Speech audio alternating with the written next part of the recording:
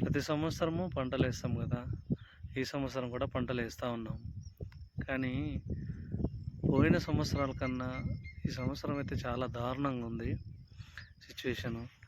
ఎందుకంటే పోయిన సంవత్సరం ఇప్పటికల్లా వర్షాలు బాగా పడి నది నిండా నీళ్ళుండాయి.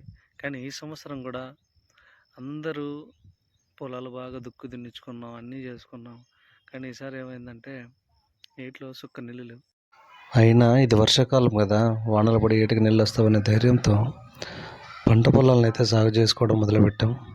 సరే పదండి, వరి నాటేసుకుందాం మరి.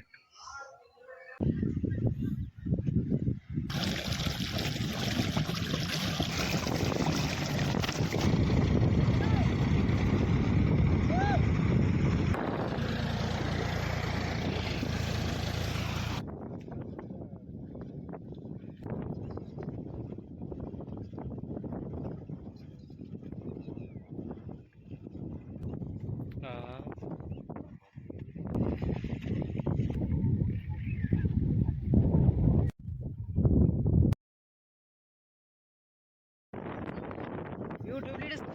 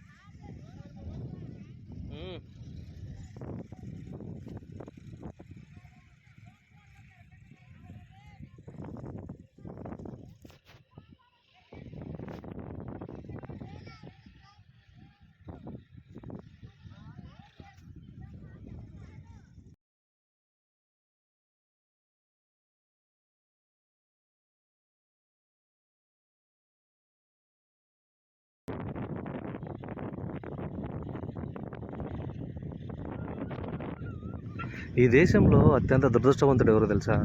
రైతే. ఎందుకు తెలుసా? వరి మొలక చల్లిన కాడ నుంచి చేన్ని సాగు చేసుకోవడం, వరి పైర వేసుకోవడం, దాన్ని కలుపులు తీసుకోవడం, మందులు కొట్టుకోవడం, మందులు చల్లుకోవడం కాడ నుంచి ఒక గొడ్డులా కష్టపడతాడు. చివరికి పంట చేతికొచ్చేదనేసరికి దానికి రేటు కట్టుకునే హక్కు కూడా ఉండదు తెలుసా? దీనివల్ల ఏమవుతుందంటే దళారులు ఎంత నిర్ణయిస్తే ఆ రేటుకి అమ్ముకోవాలి, లేదంటే ధాన్యం ఇంట్లో మిగిలిపోతాయి, తెచ్చుకున్న అప్పులకు వడ్డీలు పెరుగుతాయి, బ్యాంకులో రుణాలకు వడ్డీలు పెరుగుతాయి. ఈ బాధలు భరించలేక రైతులు పురుగుల మందు తాగు, చెట్ల ఊరేసుకొని ఆత్మహత్యలు చేసుకొని చనిపోతున్నారు. అదే కార్పొరేట్ వాళ్ళని చూడండి, లక్షలు అప్పులు ఎగరేసి వేరే దేశాలు పారిపోతే ఎవరు ఏమనరు. కానీ అదే రైతు అప్పు తీసుకొని ఎగరేస్తే హింసిస్తారు, నానా మాటలు అంటారు. ఈ బాధలు భరించలేకనే రైతులు ఆత్మహత్యలు చేసుకొని చచ్చిపోతారు. మన దేశంలో వింత ఇదే కదా.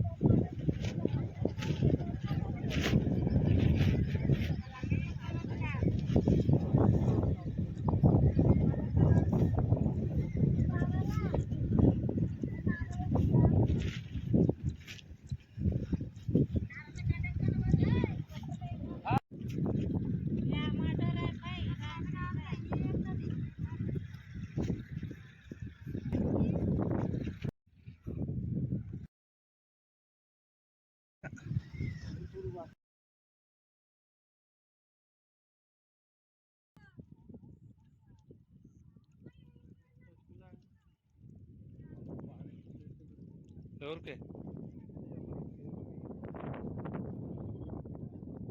రాజుగానికి ఎంత ఎల్లప్పకు 1200 అంటది. ఎల్లప్పగా మొన్నటి తెచ్చాం కదా ఇంక మళ్ళీ ఇంకేం.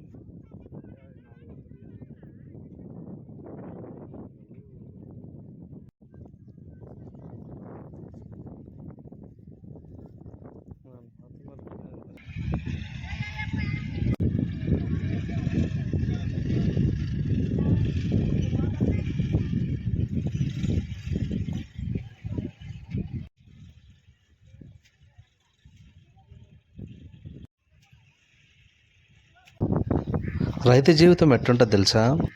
పొలం మీద అప్పులు తెచ్చుకుంటాడు, పంట మీదే ఆశలు పెట్టుకుంటాడు, వాన కోసం ఎదురు చూస్తాడు, కుటుంబం కోసం త్యాగాలన్నీ చేస్తాడు.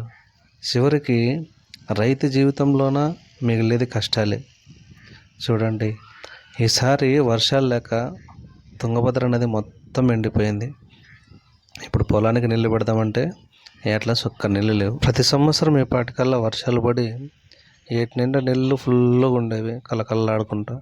బట్ ఈసారి మొత్తం ఎండిపోయింది, ఏమీ లేవు. చూడాల, వర్షాలు పడితే మరి వస్తుంది, లేదంటే వేసుకున్న పంటలన్నీ ఎండిపోతాయి.